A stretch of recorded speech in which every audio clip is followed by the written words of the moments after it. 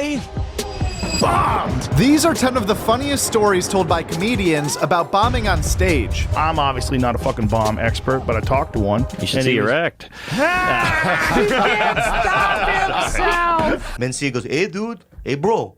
You come up and come to L.A., bro. So I went up there on a Saturday night, and Mitzi saw me there. And I was hanging out with Carlos in the main room, green room. And Carlos goes, hey, Mitzi, put him up.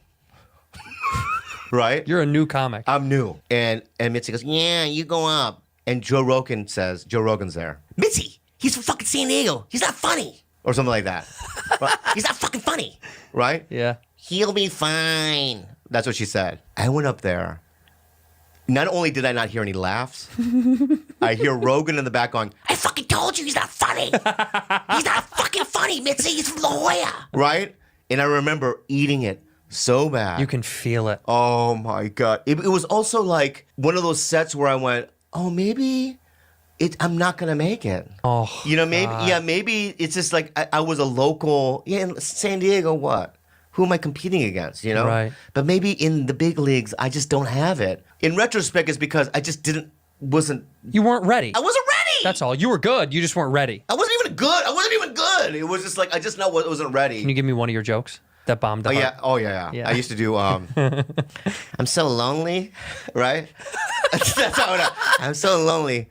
When I masturbate, I grab my own ass, right? Oh, and I go, God. and then I turn around and I go, do me, and I start squeezing my cheeks. And then my opening line was, I used to make my hair really messy. Yeah. So it was out of control. Mm-hmm. And I would go, I'm not really Asian. I just woke up.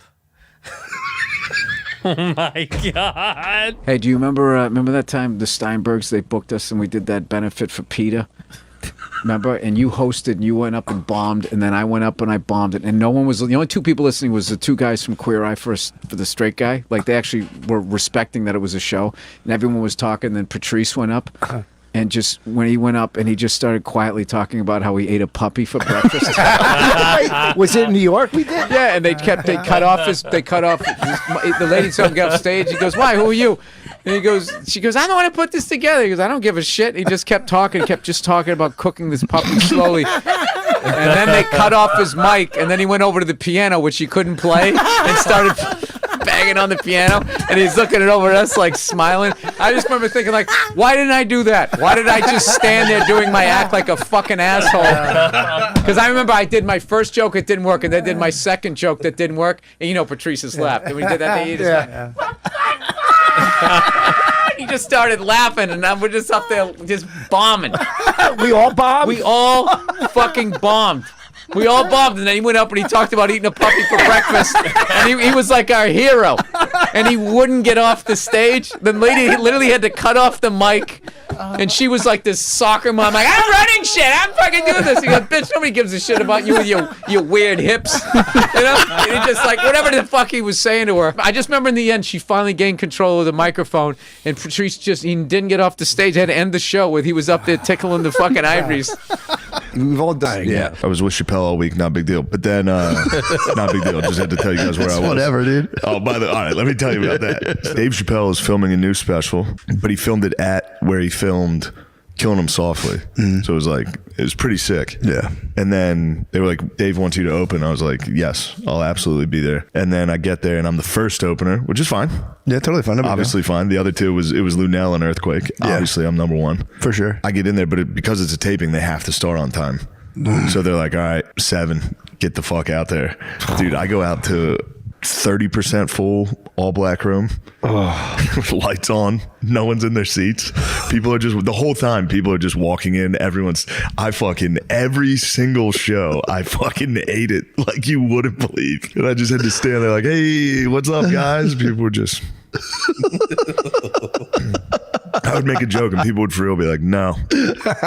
Oh, no. I'd be like, you know how ISIS is cool, right? They're like, what? And of course, it was this past week. So I'm up there like, I support the terrorists, honestly. People are like, That's what sucks. Yeah, you're like, "Yo." I'm not changing my shit, dude. You guys figure it out. That was my only saving moment was I would finish it and be like, I understand this isn't the best week for this material. That would be a laugh. That's pretty funny. The only laughs I got was making fun of my own set. People were like, yeah, you do suck, dude. I was like, guys, you don't know. I'm actually pretty good in the white community. But This just popped into my... Believe it. I was hosting, and I bombed right out of the gate. And I bombed every time I went up that night in front of her and her friends. Yeah. And when they walked out, they couldn't even look me in the face, her friends. That's how bad. Boston Comedy Club, bombing there was brutal. Like Were you you said, able when to you salvage the date? No, Yeah, it was it's over. done. It was done. That happened to me. It was that happened done. to me. What? I met a chick one time. What the fuck? Some festival. She came up to me. She was into me, and then I went up on stage and bombed, and I could not find her after the show. The owner of the Mets hired you to do a private show. The owner of the Mets and also Tommy Mottola, the big music industry exec, Mariah Carey's ex-husband. Okay. Is there? Set the scene completely. It's at this restaurant in the city, which was a beautiful restaurant. He's the owner of the Mets. He owns the New York Metropolitan. Billionaire. The show Billions was created after his life. Based off his life? Based off his life. So how I got the gig was his wife is Puerto Rican. He's Puerto. Okay. I do jokes about, Puerto Rican women in my life because I have Puerto Rican children, Puerto Rican girlfriend. Your Puerto Rican friends. You're Puerto Rican? Well, but it's Cuban now. Aren't you Cuban? More Puerto. Steve Cohen's wife, Puerto Rican, his children has Puerto Rican children. First of all, Steve Cohen has about 8 kids. It's like he's Amish. But a couple of those children are Puerto Rican from his current wife, beautiful wife. So she allegedly liked my stand-up because I do all the stuff about Puerto Rican. Steve Cohen has no idea who I am. Okay. The birthday party, we were under the impression was going to be a family birthday party. Okay. So a family birthday party. So I'm going to go up, do comedy for the family. The wife knows, hun, this is I like this comic, blah, blah, blah, blah. You were bringing out Puerto Rican content. I was literally like, all I'm going to do is my Puerto Rican jokes because that's what you got to make the wife happy wife, happy life. Right, sure. She'll laugh at him, whatever. Steve will say, all right, this kid's in. Yeah. Okay. Get to the gig. It's 10 guys upstairs at a private they rented out the entire restaurant. The terrace, the balcony of the restaurant is on Park Avenue, New York City traffic, honking away 6 p.m. I could hear the cars from downstairs, the wind rustling. New York City day, 10 guys, 10 billionaires sitting at a table getting served food, martinis, penguin meat, all the exotic stuff. Sure. They have no idea a comedy show is going to happen. Oh, the worst. No one ever tells them a comic's coming. No one ever says the comic's coming on. That's nothing. They have no idea it's about to happen. It's a surprise for Steve. Okay. I get there. I go to, start the show. There's no microphone, no nothing. The guy, one of the friends, who's just like a fun guy, like everybody was fun. One of the guys, he doesn't know who I am. He goes, "Are you the comic?" I go, "Yeah." He goes, "What's your name?" I go, "Chris DeStefano." He goes, "I'll never remember that." So I go, "Great." So he's going to introduce me. So me and Amelia are like, this is going to go bad. Oh, Amelia's with you? Yes, he's giving me martinis, which I told you I never had a martini. Oh, you're drinking martinis before the show? Before the show, because I never got Take into the edge martinis. off. And I said to Amelia, I said, "I've never drank a martini before." I said, "Trust me, you're going to love it. This is the drink of an adult." Yeah. So I start drinking the martinis. I'm like, "You're right." Now I can't stop with the just martinis. straight alcohol. I put on 4 pounds. I don't even, because I'm not factoring the martinis into my fitness style. I don't see the 4. I don't see them. So I'm doing, and then somebody asked me what kind of martini was it. I said, I have no idea. It was dry, wet, neat, dirty. I don't know. That's all different things, but sure. I just got it and it was great. So the guy, I think his name was Ted. He goes, "Yeah, I'll never remember your name." I say, "Yeah." He goes, "Yeah, we don't have a microphone." I go, "Don't tell me." No. I go, okay. I go, "Well, where's the show?" He goes, "At the front." I figure you just stand in front of the table. There's no stage, no light, no nothing. It's 6 o'clock. It's outside on a roof deck, so you could hear the New York City traffic. The waiters, waitresses don't even know there's a comedy show. They're serving dinner and serving drinks. I'm standing out. They didn't get you a mic? They come. The waiter says, they tell the staff, "Hey, can we get this guy a mic?" The owner comes up with the mic. He goes, "Hey, we have a mic, but no PA system." So I said, "So what do you mean?" So just for your motion? Yeah, it was just for physicality. So he was like, "It's a mic, but we don't have time to echo it through the PA system. So we can just give you a dead mic." I said, "Okay, I'll take it." You took it. You did stand up with a dead mic, a cordless mic. just because I was like, I gotta muscle memory. I gotta have something. Yeah, I'm. Yeah, what are you on, Letterman? Yeah. You're not gonna Exactly. do it without a mic? I was like, "What am I, Madonna? I got I just got the earpiece. Yeah, Janet Jackson, Rhythm Nation. Yeah, what the hell's going on? Yeah. So now I have a dead mic. for these How billionaires. funny is that? Yeah. So It's not amplified whatsoever? Not It's whatsoever. a prop. Yeah, not Okay. whatsoever. So I was getting, good money. It's a corporate gig, whatever. Good money. Steve's a billionaire, very generous guy, great guy. Ted brings me up. I forgot to say, because he said, I'll never remember that. Ted goes, hey, Steve, we got a surprise for you. We got a comic. He goes, you guys probably don't know who he is. He goes, I forgot his name, but I heard he's funny. He goes, all right, kid, come on. So I swear to God, I'm walking in out with the dead mic. I say, Ted, what an introduction. I really appreciate it. I said, you really know how to make a girl feel welcome. Right. Thinking, let's get a little laugh. That didn't get a laugh? Steve Cohen turns to me and goes, literally, I'm talking about Sal. I'm on stage for 8 seconds. He goes, how long did they tell you to do? I said 45 minutes. He goes, no chance you're making 45 minutes. He goes, I'll double whatever they're paying you right now to do 10 minutes. I swear to God. Oh my God! Did he mean it? Because that's an amazing deal. You take that deal. I said to him, I said, what is this, Christmas? I said, you're going to give me twice the money to do 10 minutes? He said, absolutely. He goes, we want to get back to the dinner. I swear to God, it was happy, but also I'm like, wow, I'm going to bomb. In that moment, I felt a bead of sweat traveling down my spine. Vertebrae by vertebrae until it puddled onto the top of my ass crack. Yes. A full cold sweat. Just bang. Yes. So then I start doing show. First joke, come out of the gate. I say, because it's a Bobby Bonilla joke. Bobby Bonilla has been being paid by. You have a Bobby Bonilla joke? I don't have a Bobby Bonilla joke. I know. He's wasting their whole entire budget, right? Yes. Yes. Yeah. Yes. So he wasted. They're still paying They're that still much. getting paid. He hasn't been on the Mets for 25 years. I'm like, Steve, I just want to make best sure I deal get the ever money. made. I said, I Yeah. don't want a Bobby Bonilla deal. I want it all up front. That had to kill. Nothing, zero. They're like, no. They're like, just looking at me. Okay. Then I say, who do we got here? I said, who we got here? Whatever. And then Steve goes, oh, this is Tommy Mottola. And I said, oh, I loved your cell phones as a kid. He goes, that's Motorola. Oh, no, it's totally. Right. So then, ready? Then I try another joke. I forgot what I say. Bombs.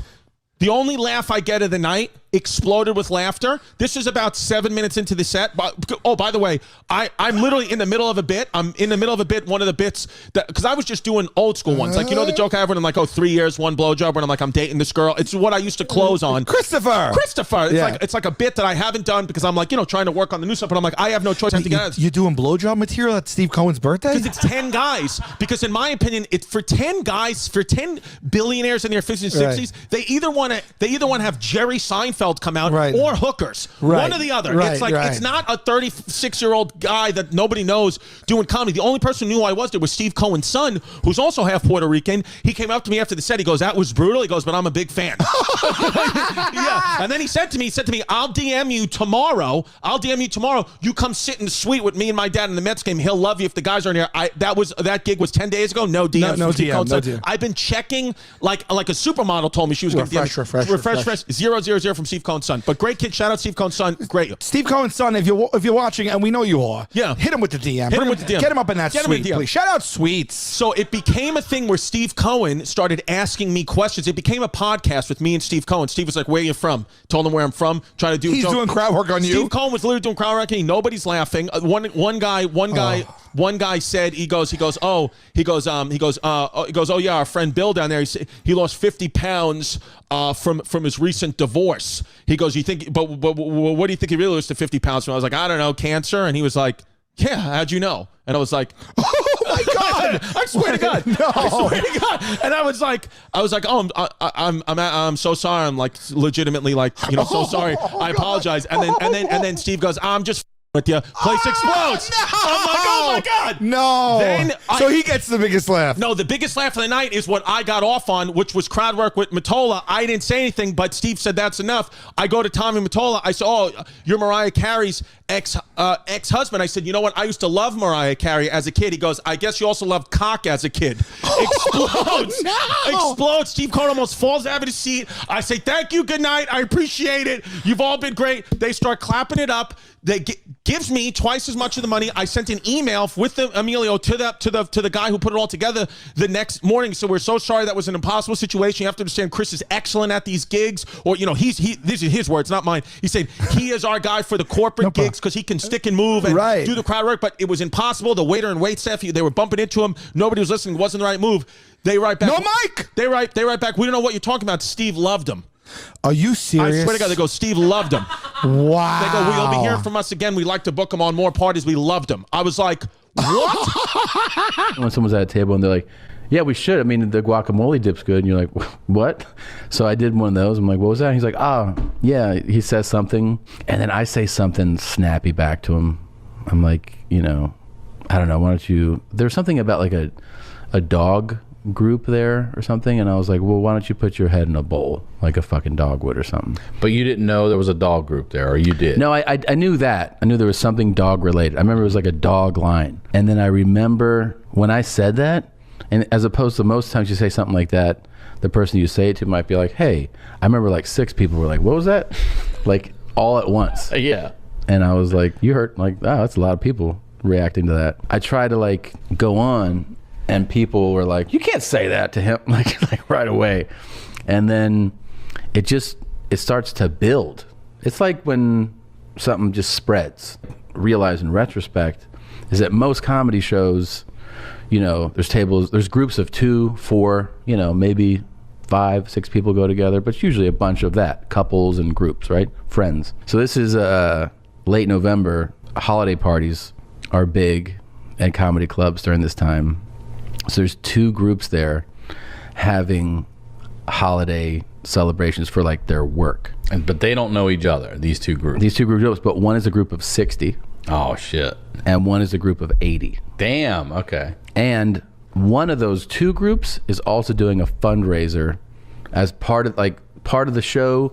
They're going to do like some type of giveaway and like some type of what's it called, like a bidding, you know, like auction, to raise, and that's the dog thing. As it's starting to go, like as you're like this is starting to go south. It's like the group that wasn't related to the first guy starts to go like, what's going on? Like, and then they start to get louder. This motherfucker told him to put his head in the dog bowl. Yeah, yelling across. Yeah. And here's the thing: when that's in the air, you're trying to. I go, you can't knock that down. You're like, nah. I'm like, let's put this back on the tracks and just go to material. And at the time, I'm like, that's the thing to do. And dude, like, you can't. Like, it's. I start doing like a bit. It just feels disingenuous. You're like, people here are upset. They're starting to say shit, and then just like that, out of nowhere, so the feature act was black, and this first person goes, "Bring back the black guy." the black guy. Yeah, and then other people are like, "That's a good idea. Bring him back," and they start like, "Bring him back," and then they're like, "You fucking suck," and then they're just going, "Boo!" like that, and I mean a parade of boots. And what are you doing? Are you just standing up there looking? You can't, like, it's so loud. Yeah, you're not getting out of that. No. So then at one point, I feel like it's so ridiculous. I just find how long is this going on? You're 10 minutes in. How long is this? Like 15 minutes of this shit? I mean, I end up being on stage for about 33 minutes. And at one point I pick a light, like a light from the, you know, in the room that's supposed to be a stage light, and I just stare at it and I start just telling jokes to the light. You know, I'm just like, hey man, and I just run material at the light because I know like they don't care, and like, they're just getting louder and louder. Yeah, it's so loud in there. It's like they're louder than the speakers, and they're having like full conversations and like because they're like, fuck this guy, you know. And the manager of the club comes on stage at like 28 minutes and he goes, "Are you okay?" And I go, "Yeah." And he's like, "You sure?" And I go, "Yeah." He goes, "All right." He leaves. I keep, like, again, just like I'm talking to the ceiling. It's so loud. I can't, I mean, it's like, it's not like if you're listening, you're like, so you're just like acting weird. Like, no, it's so loud in there. It doesn't matter what I'm doing. Like I was thinking of just like pulling up recipes and reading those. Right. And at one point I see the manager walk up again with a woman. And I'm like, she comes on and she's like shell shocked. She's a little older, and she's like, can I have the microphone for a second? And I'm like, okay.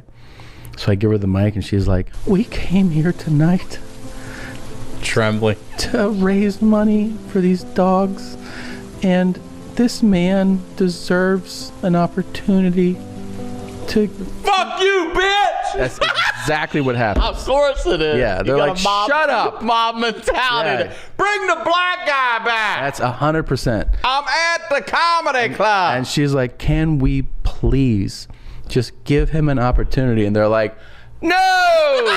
I know for a fact this Blau, like you can tell when it's a Blau audience, you can just feel it. I'm hosting, and I'm like, Blau would fucking crush. He would level the room, and so I have to I was like, I need to like really tell them, like make sure they know.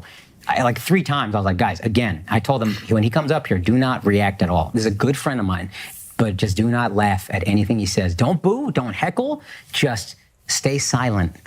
And you hold on, dude, I feel bad. I'm an asshole. I feel bad about this. I owe you an apology. I'm sweating just thinking about this. This is the meanest thing I've ever done. And let me say this too. When I was waiting in the wings, and just to hype this up before we see it, like you said it before, but I was not passed to this club. So for a booker to call me in, this is a big deal. Also, the booker is in the room, so I can't even go off script to be like, "What the fuck is wrong?" Oh, Like, I can't, that's also true. I can't do crowd work. I can't do anything.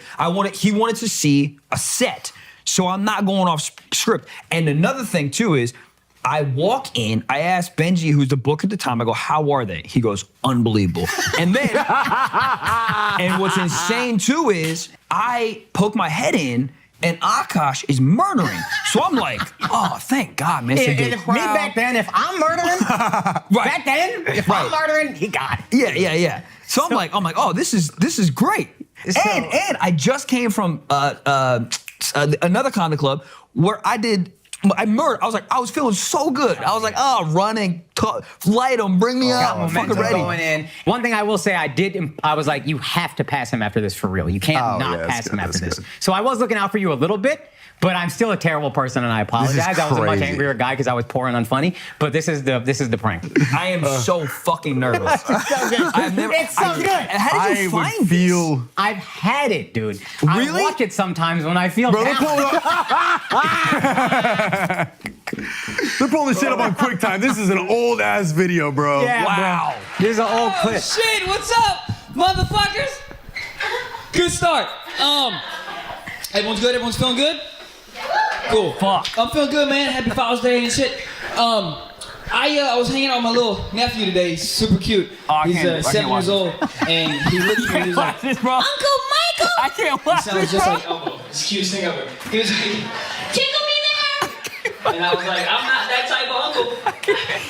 I was got in a fight recently, and I live in Harlem, so that's never fucking good, right? And I got in a fight. Look, I got in a fight by accident, right? I was just walking down the street, minding my business, playing Angry Birds like a fucking gangster, like and some dude like kind of hit my shoulder. Oh god! And he freaked out at me. He was like, "Oh shit! You trying to fight? Oh, you trying to fight? Oh shit! So great. I'm from Harlem, motherfucker. I'm from Brooklyn, bitch. I'm from staying up New York, motherfucker." Nothing about me. Dude, what the fuck happened here? Yo, pause it, please pause it if we can. Pause it. Yo, this is the thing. Man, this is so bad. I wouldn't have been able to keep that much energy. So props to you. I would have bailed immediately. At Joke World. That's who did it. At Joke World. And the world is WRLD. That's a great YouTube channel, Joke World. Check it out.